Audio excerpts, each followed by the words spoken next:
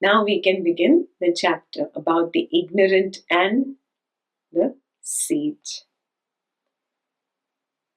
Now, when we go through this chapter, you will have to see how I was when I was ignorant. And now that I'm not ignorant anymore, can I see the difference? He's comparing how you were when you were ignorant and how you are now that you see this truth that I can only know. Knowing is the only possibility. I cannot do, I cannot think, I cannot act. It's not possible. I cannot react. None of it. It's not possible. I can only know.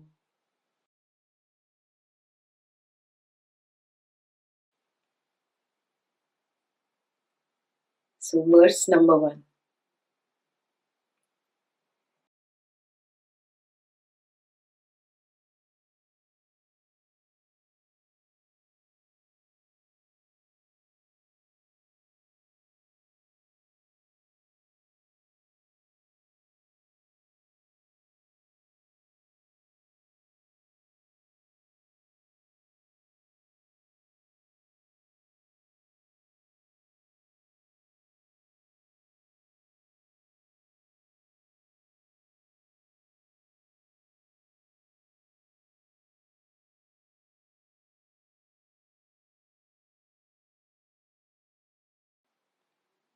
Now, take your mind back to the time when you were ignorant, when you did not understand that this is a dream, and when you took it as real.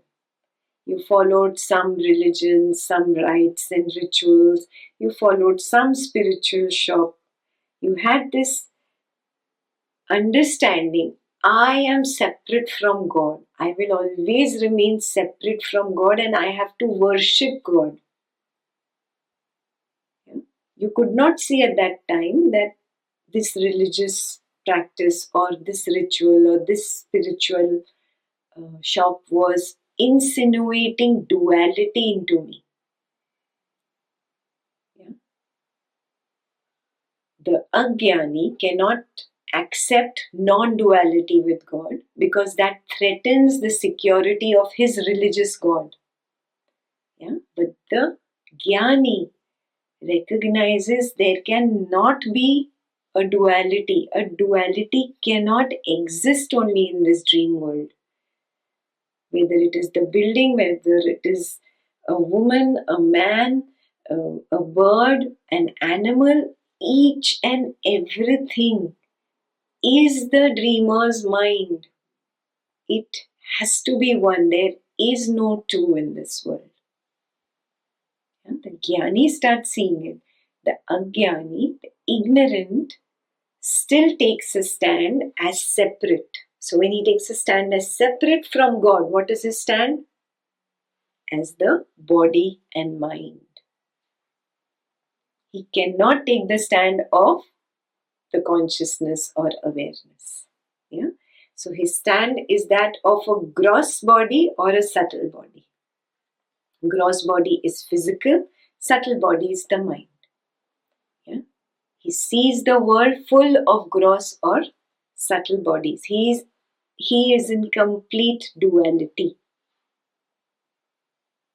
Yes. So now let's read that again. The stand of an ignorant worldly man is that he is a body, gross or subtle. Now, to maintain this gross or subtle stand, does he need to do anything? No, his belief that he is the body or mind is sufficient for that stand. Yes. And he is not ready to move towards non-duality. So, any practice, anything that he does is futile. There is no necessity for him to even think or do japa in order to maintain this stand as the body or mind. Remember, we are talking about the ignorant. He is not ready to even think about the stand of the consciousness or awareness because that is the stand of God. Yeah? I am separate from God, he says. So how much ever he takes the name, he chants. In chanting, you put in all your yoga, your pranayam, your breathing methods, all rites and rituals, all pujas, all worship, everything you put in there. Yeah, it is all a futile exercise. Yeah, because he is not ready to move towards non-duality. There is no necessity to do that in order to maintain his stand as the body and mind. Yeah. First shloka is clear. Move on to the second.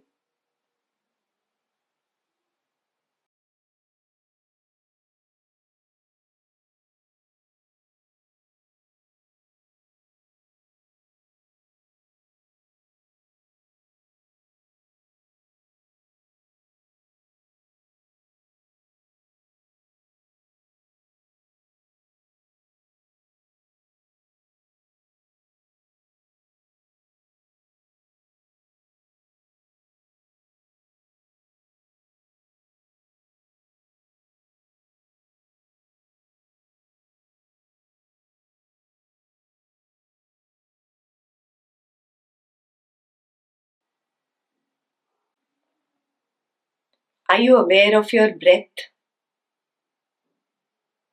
So now that I brought it up, now you became aware. You were not aware till I brought it up. So what does that mean? I had become the breath. Similarly, I become the body. Yeah? Now let's read the first sentence. When he perceives the body, he becomes its possessor. When he doesn't perceive it, he remains as the body. Yeah? You were not perceiving the breath until I brought it up. That time, you remained as the body, as the breath. Correct? Second line is clear. First line. Remember years ago when you were still not on the Advaita path and somebody told you to take your attention to the breath. You took the attention to the breath and you felt my breath, my body. Yes, there is that sense of possession. It is mine. Yeah. Now that you are in Advaitin, how do you look at it? I am witnessing the breath. I am witnessing the body. Do you see the difference that has happened to you now versus how it was when we were ignorant? So, again, we'll read that paragraph, that two-liner. When the ignorant perceives the body, he becomes its possessor. When the ignorant doesn't perceive it, he remains as the body. Very clear? Move on to the next one.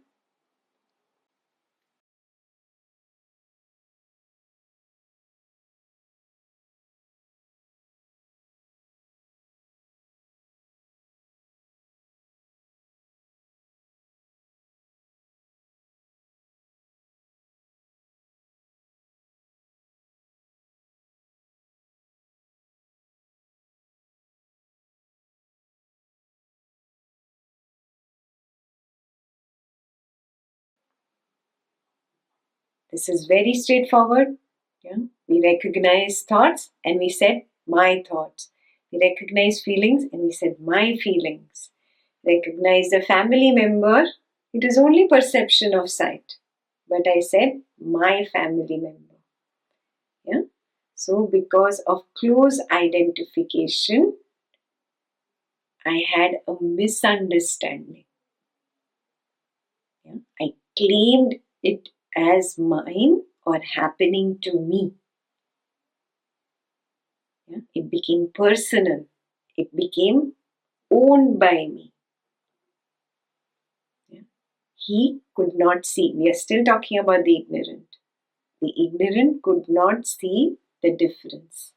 He had wrongly assumed they are me, they are mine.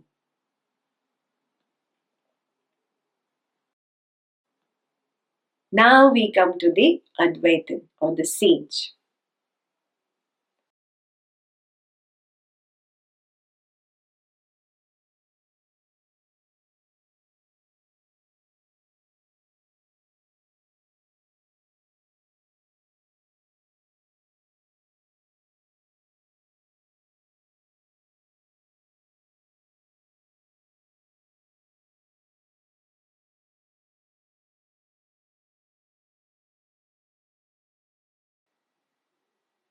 Do you need to think again and again, I am Brahman, I am Brahman? Do you keep saying that to yourself? I'm conscious, I'm conscious, I'm conscious. No, it's funny. You don't need to do any japa. You don't need to remind yourself. You don't have to tell yourself, I am that, I am that, I am that. No, that's funny. You recognize it now. You, in a second, you're there. Now, some of us don't even take a second. We are continuously there. The Gyanis are already there all the time. So, to maintain this stand, the sage or the Gyani, the wise one, he does not have to think or do japa and add the other things there. Any rites or rituals or any worship. Do you have to worship yourself? Do you take a plate with a diya every morning and look into the mirror and worship yourself? I hope you're not doing that. You don't need to do that. You don't need to put water on yourself and flowers on yourself. No, you don't need to do all these things to maintain your stand as the pure consciousness. It's a 1 second search. I just know and I'm there. Now there is a clear distance between I, the perceiver, and breath, the perceived object. The moment I'm reminded of the breath, I perceive the breath. The moment I perceive the breath, an automatic distance is developed between I and the breath. I am the witness, the breath is the witnessed object. Some of us have moved a step ahead where we've seen, oh, it's not even witness and witnessed object. Everything is that knowingness only. That background as if extends and that only comes up as the object. It is not made of something else.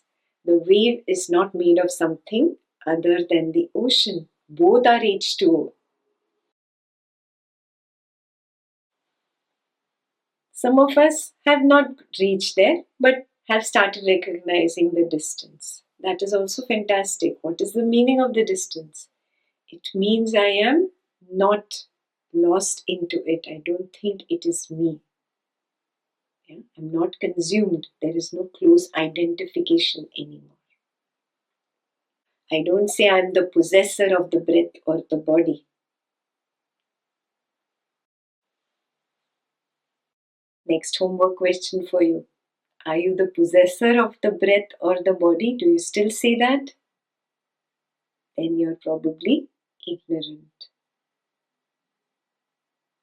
But if you recognize that I am separate from it, I am not this body, I am not this mind, I am not this dream character only, then you are wise. Yeah? And to maintain that stand as the wise one, as the sage, you don't need to do any japa, any mantra, any puja, any worship. Yeah? You just stay as the pure consciousness. In 1 second, you get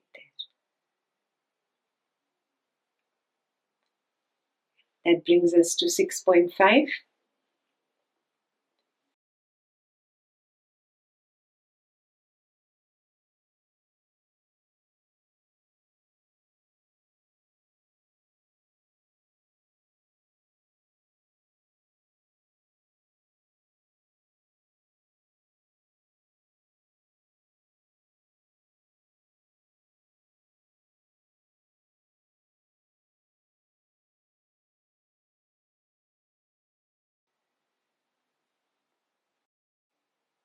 What is this world? It is this dream world. It is that one dreamer's mind. Just that one dreamer's mind that manufactures this entire dream world, this dream character, and other zillion dream characters. So everything is illumined by that one pure consciousness. Everything. Everything is born out of it. Illumined is just a poetical way of saying that it is manifested from it. It is born of it. So a sage knows well that consciousness is self-luminous. This is the meaning of being self-luminous. The dreamer's mind does not need anything else. It is complete and intact in itself. It has the entire dream world, the dream characters, everything in it. Like that only, that consciousness has everything. It is self-luminous. That consciousness illumines the entire world. The dream character wakes up and realizes it is this dreamer's mind that illumines this world. It is this consciousness that illumines this world. So now you have to recognize. Have you woken up? He's awake in the dream. You recognize that, right? He's not sleeping. He's awake. The dream character's awake. The dream character recognizes that it is a dream now. He's no more fearful and stuck. He's no more consumed by the dream. He recognizes it as a dream. Have you woken up?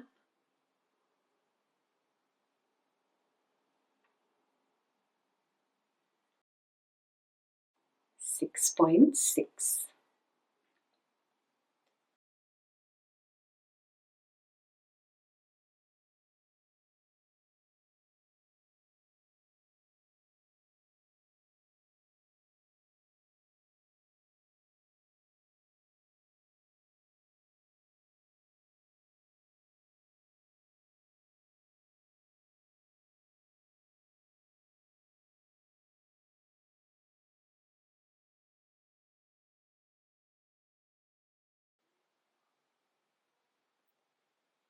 So he understands, I, the dream character, I am the dreamer's mind.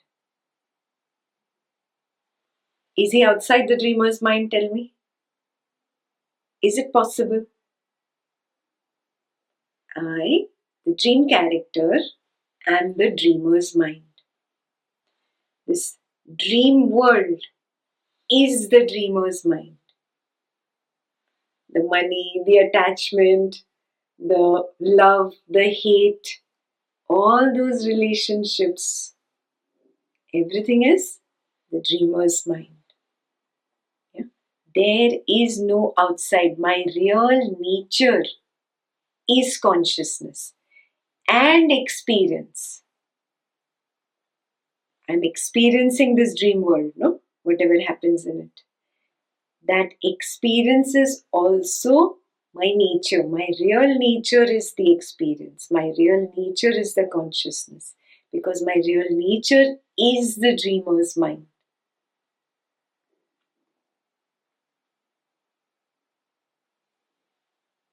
So far clear? All experience is consciousness itself. And this you get that glimpse when you start actually experimenting with every object that you thought, oh, this is a computer, it's separate from me. When you go and do your test on touch, you see, oh, touching is not different from awareness or consciousness. And I, the one who am saying I am touching, can I be a toucher that is separate from awareness or consciousness? Notice this, there is nothing other than consciousness or awareness. All experience of touch, taste, smell, sight, sound, everything is consciousness itself. Oh, my real nature is consciousness and experience. Is this clear? This is one addition of Atmananda, which was not there before. My experience is also my nature only. It is consciousness itself. I, the dream character, can I ever know the dreamer's mind? Can this dream character suddenly get up in the bed of the dreamer? No. So, similarly,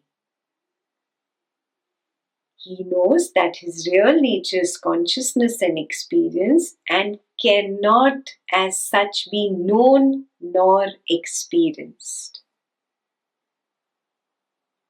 I, the dream character, can never know the dreamer's mind. When I say I know something, there have to be two things there, no? The knower and the known. Yeah? To know something, there has to be two. There has to be a duality. There is no two here. Consciousness cannot really know itself. Consciousness can just be consciousness. Yeah? So I can never know the consciousness. I can never experience the consciousness. I can just be. I can never know, neither can I experience myself. Is this very clear?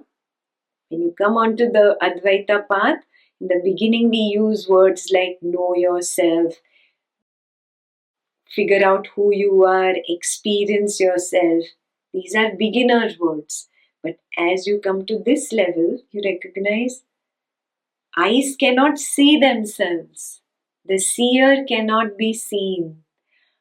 Oh, I cannot know myself. I cannot experience myself because that would imply a duality. And there is no duality. I, the dream character, am not different from the dreamer's mind. That's why I cannot know the dreamer's mind. Are you seeing this? When you sleep in the night and you dream something, whatever you dream, that is you only, no? Can you say the tiger in my dream was separate from me? It was not me. No, it was my dream. It is me. Very, very clear? So the dream character cannot know the dreamer's mind because the dream character is itself the dreamer's mind. Which means I, this body-mind complex itself is the consciousness. I am not separate from the consciousness.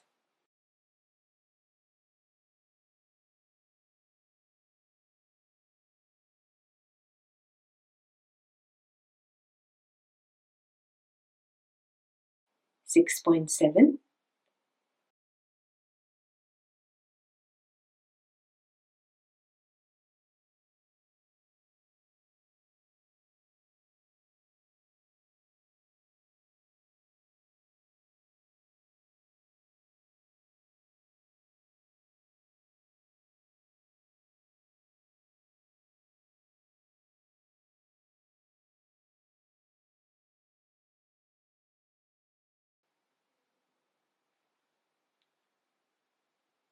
This is a big blow, no?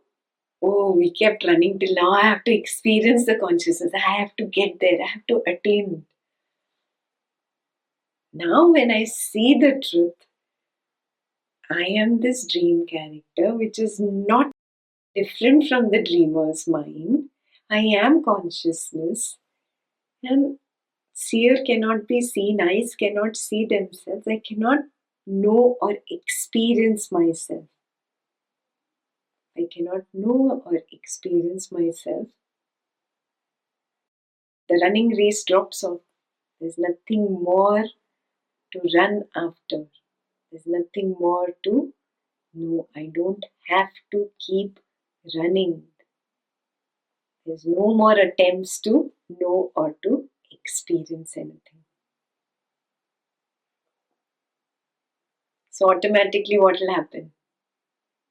All the desires to experience this consciousness, I'm going to experience Turyatita, I'm going to experience Turiya, all this falls away.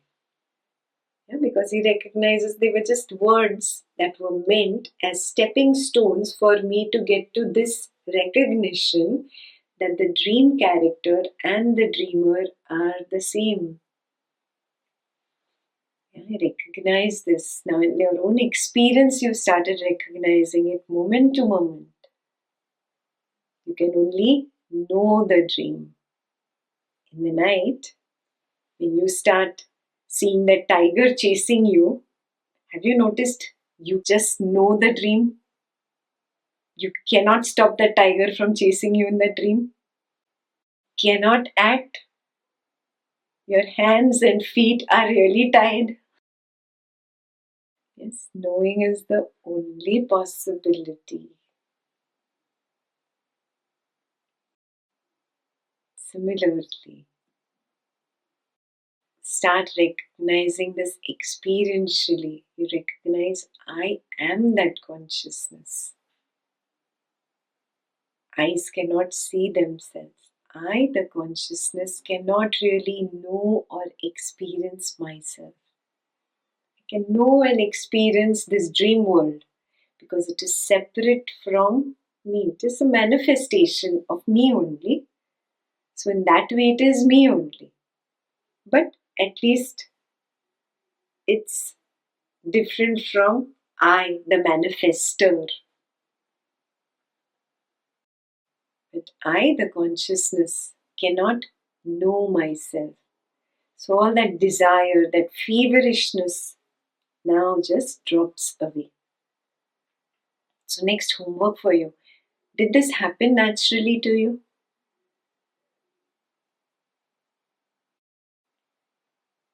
Did you recognize there's nothing to know here? There's nothing to really experience.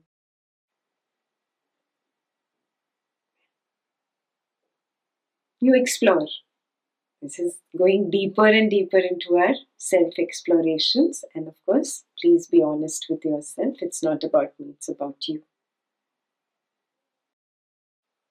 Did this happen to you automatically when you started recognizing, oh, knowing is the only possibility, and that also knowing of objects? The subject cannot know or experience itself.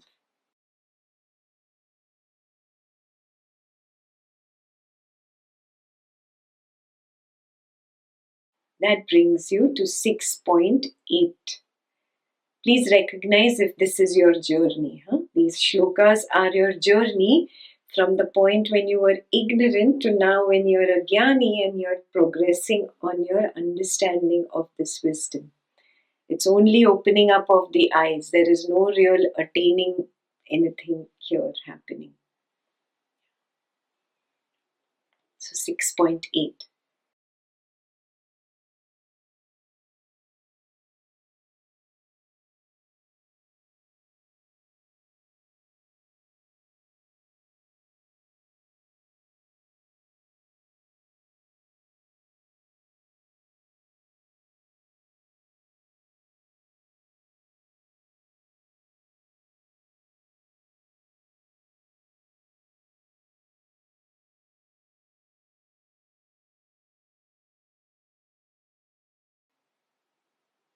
How many of you felt like this? I've already attained it. There is nowhere to go. There is nothing to do. There is no running race. What needed to be attained has been attained. He knows it from the deep conviction. Conviction is your inner faith in yourself. It's not about external faith. Inner faith in yourself that comes from inner recognition. and inner self-exploration gives birth to that conviction. I am pure consciousness. There is nowhere to go, nothing to do. I have attained what needs to be attained.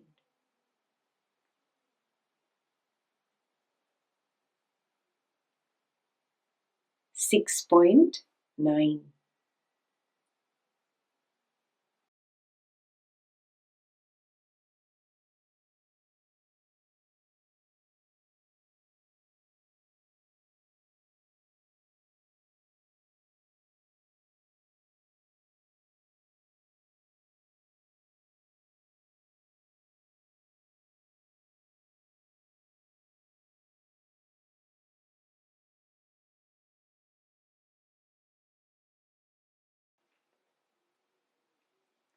Now, this is also an inner recognition that happens. See, everything keeps changing, everything keeps changing. Thoughts arise, feelings arise, sensations arise, perception of husband, perception of child, perception of parent, perception of money in the bank. All these things go up and down, up and down. But I am changeless. I just know what is happening. That's it, nothing else. There is nothing else here. No doing, no acting, no reacting. There's an absolute stillness here. I am that changelessness. He knows that the dream characters change. This body mind is also just perceived as sight and touch or sensation. That's it. He recognizes this perception changes, it perishes. Yeah. It becomes old, it becomes broken. But I am always permanent. I am changeless. It is an inner recognition, a continuous, consistent recognition moment to moment. Beyond a point, there is not much description here. Are you noticing? I cannot give you a half an hour spiel about it. It's a few sentences. These are pointers about what is happening naturally inside.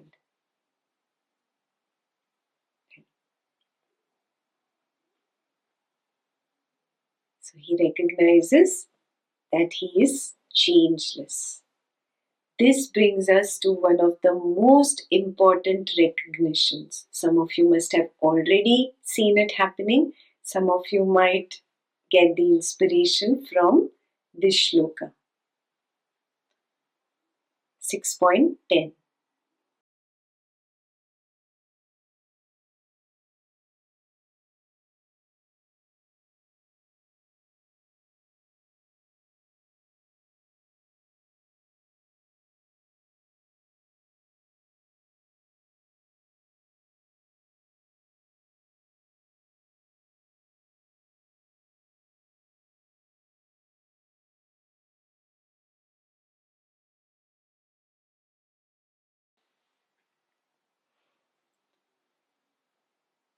Those who have done the Buddha's path might recognize it. We have done this before. So I'll give you a moment to write down the dependent origination. So this is where Advaita and Buddha's path shake hands. They're almost like the same thing. When this conviction becomes deep-seated in you, which conviction? That I am the pure consciousness. That's when you can actually recognize this happening within you. 6.10.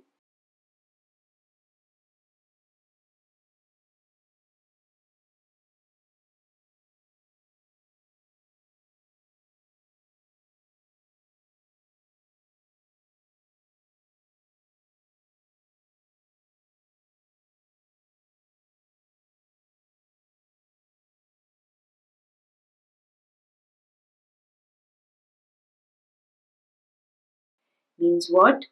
You have recognized I am the background, and then there are arisings that arise and fall on this background.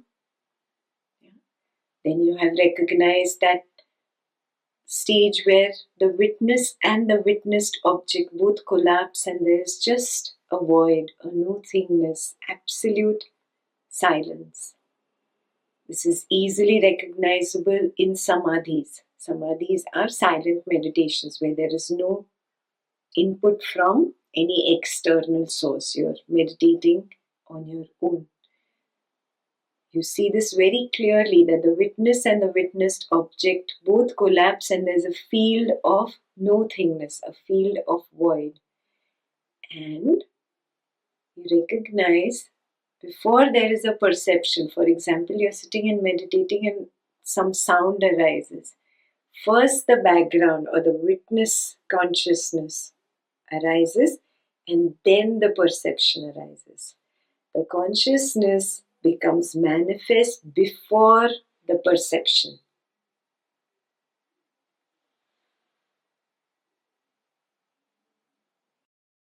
Some of us who have meditated for long have had this glimpse. Some of us have started having this glimpse with open eyes. The mind becomes absolutely quiet.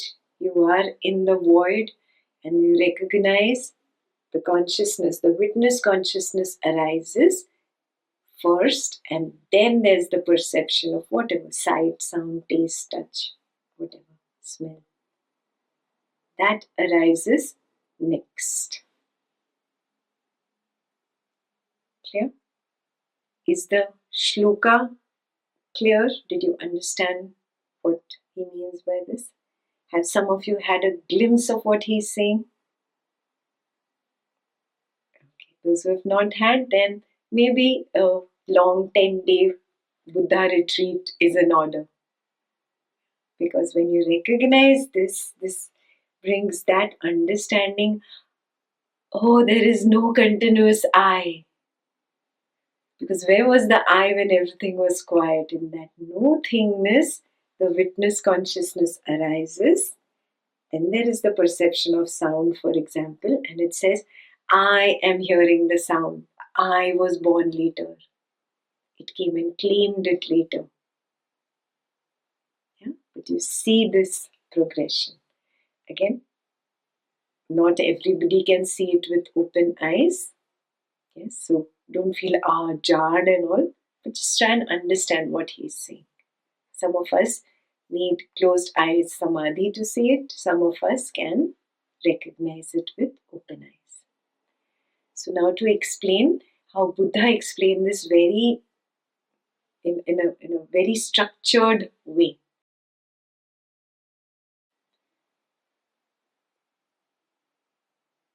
This consciousness always arises first. But why did this consciousness arise? It is an ignorance. It forgets itself. It had forgotten itself. So avidya, that is ignorance. It forgets who it is. Because of forgetfulness of itself, there is a volition to arise. There is a volition to be, to exist, to know, to own, to become something. Yeah? There is a volition. So, ignorance leads to volitional formation. Avidya pachaya sankhara. Ignorance leads to volitional formation. Volition is just that inclination, that intention to want to know, to want to assume and make it mine, to see, to be. Then the consciousness arises, which is vijnana. After this is perception. Namarupa, Salayatana and Phassa come under perception. He's broken down even perception, how perception arises. So first there is vijnana, the consciousness. Then there is a recognition of name and form.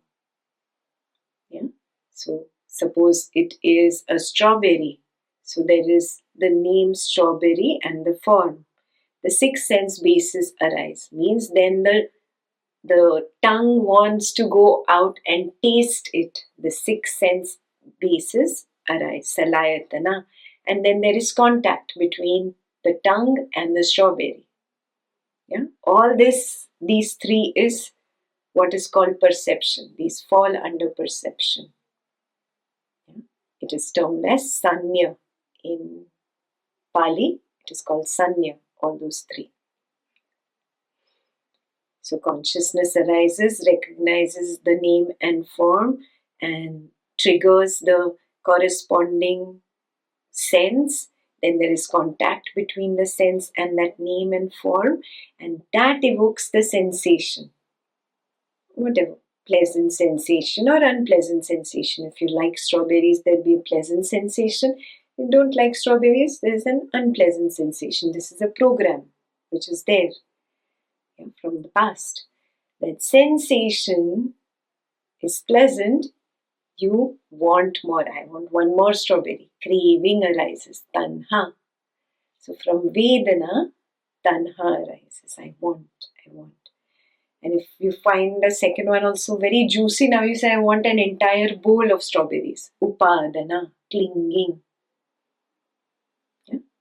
This Vedana, tanha, upadana I explained for a pleasant sensation. If there's an unpleasant sensation, you don't like strawberries, or that particular strawberry was not so good or sweet. What happens? Tanha, aversion arises. I don't like this. Don't give me. No, I don't want. Resistance. Yeah? So, tanha leads to upadana. Aversion leads to resistance of it. Then there is becoming. You become one with that. You say, I love strawberries. I am a strawberry lover. I became that. Becoming. This is the birth of a conditioning in me. This is how that conditioning or that belief that I love strawberries or I hate strawberries is born. So becoming leads to birth. And obviously whatever is born, soon it dies. Jara marana is, it becomes old and it dies. Aging and death. So he gave the entire step-by-step process, how the consciousness arises, how perception arises, how there is attachment and clinging and becoming, how you get consumed, and also everything dies. Finally, this, even I like it, dies. This is the way Buddha explained it, and it is said that it was adopted into the Advaitin scriptures after Buddha.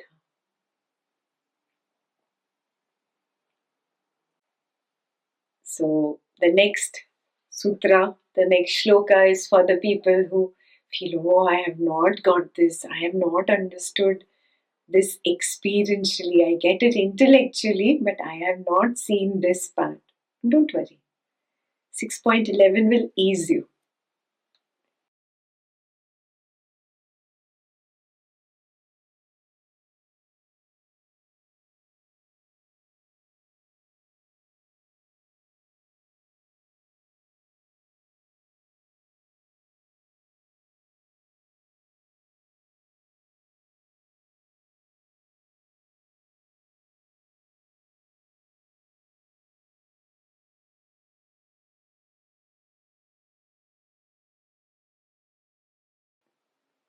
So even if this manifestation of consciousness before the perception, you have not seen it in this order, relax. He is still clear that my conviction is deep rooted. I can recognize I am the consciousness.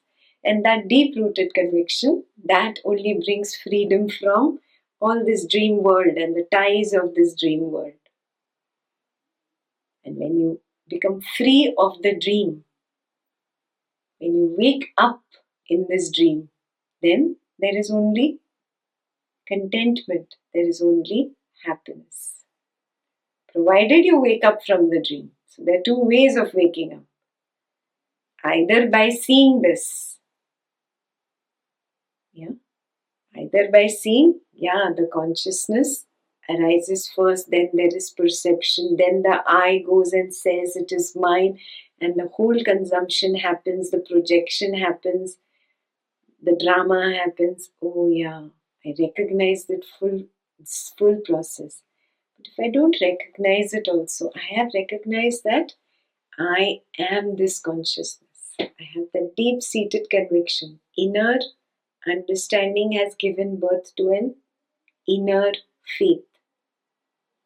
Not belief in what Ekta is saying, not belief in what Atmananda is saying or any other spiritual teacher is saying. A deep conviction from inside me because of my own inner recognition of everything is just consciousness.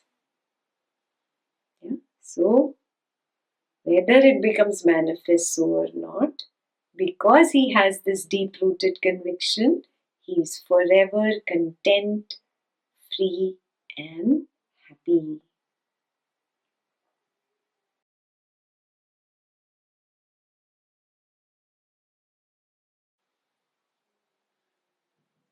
So, if you notice that yes, there is contentment, freedom, happiness, you recognize it moment to moment, 24/7, not a moment of dip in that. Then you know you've reached there.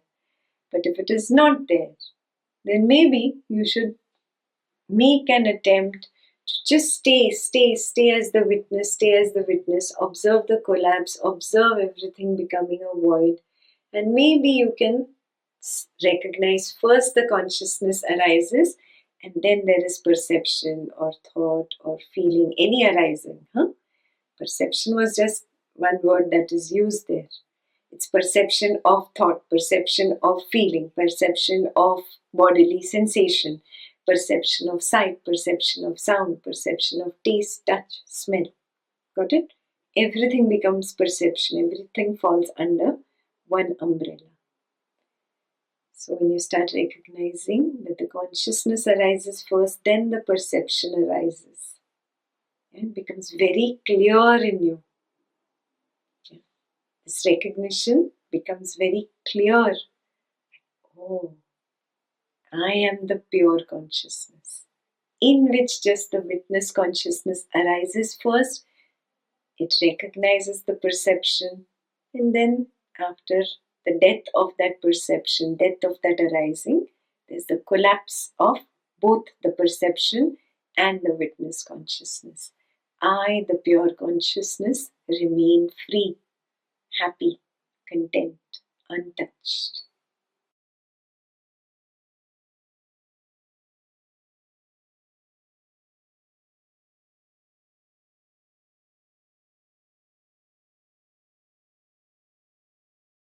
Yeah. So homework for the people who have done a Buddha 10-day. Go into your jhanas, go into your satipatthana, go into metta, whatever you have learned last. Just be, just be, just be. Those who have not, it's okay. Maybe with open eyes you can recognize it.